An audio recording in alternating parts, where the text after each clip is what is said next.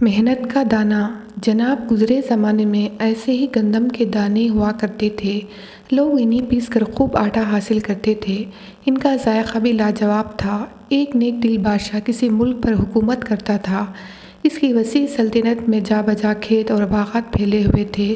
ایک دن بادشاہ اپنے محل کے باغ میں ٹہل رہا تھا کہ اسے ایک درخت کے نیچے کبوتر کے انڈے جتنا گندم کا دانہ ملا۔ پہلے تو وہ حیران ہوا اور اسے پتھر سمجھا، مگر جب اس نے غور سے دیکھا تو معلوم ہوا کہ وہ گندم کا دانہ ہے جو موجودہ زمانے کے دانے سے کئی گنا بڑا ہے۔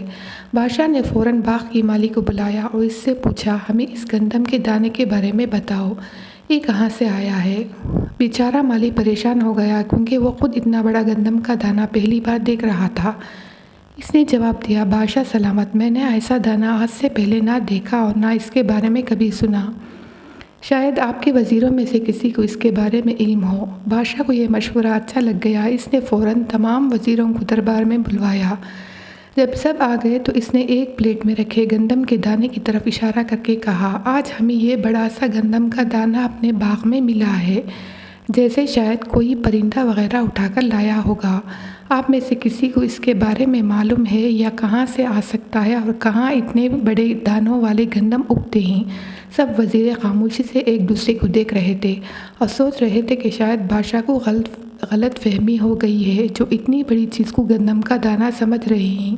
مگر جب انہوں نے اسے چھو کر دیکھا تو وہ بھی حیران رہ گئے۔ کسی کے پاس بادشاہ کی تسلی کے لیے جواب نہ تھا۔ یہ دیکھ کر بادشاہ جھنجھلا گیا۔ اس صورتحال کو دیکھتے ہوئے اس کے ایک دانا اور زیرک وزیر نے ایسے مشورہ دیا، بادشاہ سلامت، ہم سب وزیر امور سلطنت میں مصروف رہتے ہیں، اس لیے ہم نے کبھی اس کی طرف دھیان نہیں دیا۔ میرا خیال میں کسی بوڑھے کسان سے پوچھنا چاہیے جو اس کے بارے میں صحیح معلومات دے سکے۔ بادشاہ نے یہ سن کر کچھ سوچا اور اپنے سپاہیوں کے کسی بوڑھے کسان کو پیش کرنے کا حکم دے دیا۔ کچھ دیر بعد ایک نہایت بوڑھا آدمی دو لاٹھیوں کے سہارے بادشاہ کے پاس پہنچا۔ اس کے بال سفید ہو چکے تھے اور منہ میں دانت بھی نہیں تھے، آنکھیں بھی کمزور تھے۔ بادشاہ نے بوڑھے کو گندم کا دانہ دکھا کر پوچھا، بزرگوار، کیا آپ ایسی گندم کہیں دیکھی ہے؟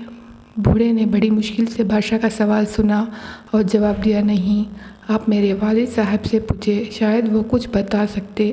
بادشاہ نے اس کے والد کو بلوایا۔ کچھ دیر بعد ایک اور بوڑھا آیا۔ آدمی ایک لاٹھی کے سہارے بادشاہ کے دربار میں آیا۔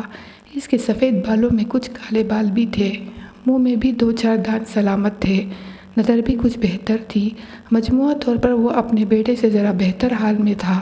بادشاہ اس حالت میں دیکھ کر حیران ہوا اور پھر اس گندم کا دانہ دکھا کر سوال کیا، بڑے صاحب، کیا آپ اس طرح کی گندم کے بارے میں جانتے ہیں؟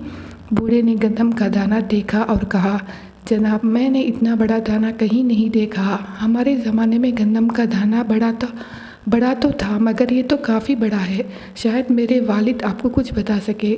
بادشاہ نے بے چینی کے عالم میں اس بوڑھے باپ کو دربار میں بلوایا۔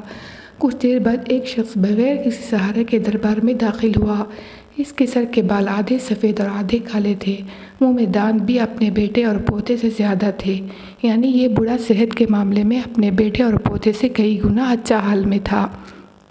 حالانکہ یہ کافی بڑی عمر کا تھا۔ بادشاہ اسے دیکھ کر مزید حیران ہو گیا۔ اس نے بوڑھے کو گندم کا دانہ دکھا کر پوچھا، حضرت، کیا آپ نے ایسے گندم کہیں دیکھی ہے؟ بوڑھے نے گندم کا دانہ بڑے غور سے دیکھا اور پھر خوشی سے مسکراتے ہوئے بولا، جی ہاں بادشاہ سلامت۔ بادشاہ نے حیرانی سے اچھلتے ہوئے کہا، سچ؟ مگر کہاں؟ بوڑھے نے جواب دیا، جناب، گزرے زمانے میں ایسے ہی گندم کے دانے ہوا کرتے تھے۔ لوگ انہیں پیس کر خوب آٹا حاصل کرتے تھے۔ ان کا ذائقہ بھی لاجواب تھا۔ بادشاہ بولا، اچھا، اس زمانے میں گندم اتنی بڑی کیسی ہوتی ہے؟ اس بوڑھے نے مسکراتے ہوئے جواب دیا، بادشاہ سلامت، اس دور میں زمین ساری اللہ ہی کی سمجھی جاتی تھی۔ ہر شخص اپنی ضرورت کے مطابق کاشت کرتا اور اس سے اپنے گھر والوں کا پیٹ پالتا، مگر جو لوگوں میں اضافہ ہوا اور زمین چھوٹے چھوٹے ٹکڑوں میں بڑھتی چلی گئی، اسی طرح گندم کا دانہ بھی چھوٹے سے چھوٹا ہوتا گیا۔ مطلب یہ ہے کہ برکت ختم ہو گئی۔ بادشاہ نے حیرانی سے بوڑھے کی بات سنی اور بولا، جناب، آپ سے آخری سوال یہ ہے کہ مجھے بتائیے، اس بات میں کیا راز ہے؟ آپ عمر میں اپنے بیٹے اور پوتے سے بڑے ہیں، مگر آپ کی جسمانی حالت بھی ان سے کافی بہتر ہے۔ یہ سن کر بوڑھا بولا، بادشاہ سلامت، دراصل بات یہ ہے کہ ہمارے دور میں ہر شخص محنتی تھا۔ اپنا کام خود کرتا تھا۔ ہم صبح سے شام تک لگاتار محنت کرتے تھے اور کسی دوسرے پر انحصار نہیں کرتے، مگر جیسے جیسے زمانہ بدلا لوگ دوسرے کے محتاج ہوتے گئے۔ کھیتیوں میں کام کرنے کے لیے مزدور کے لیے اور دیگر سہولیات سے فائدہ اٹھانا شروع کر دیا۔ اس سے وہ کمزور ہوتے چلے گئے۔ میرا بیٹا ایک لاٹھی کے سہارے، مطلب اس نے دوسرے پر انحصار کیا، مگر کچھ جب میرا پوتا 2 لاٹھیوں کے سہارے، مطلب وہ مکمل طور پر دوسرے سے کام بیٹھا۔ آج کے لوگ اس کے کمزور ہی بادشاہ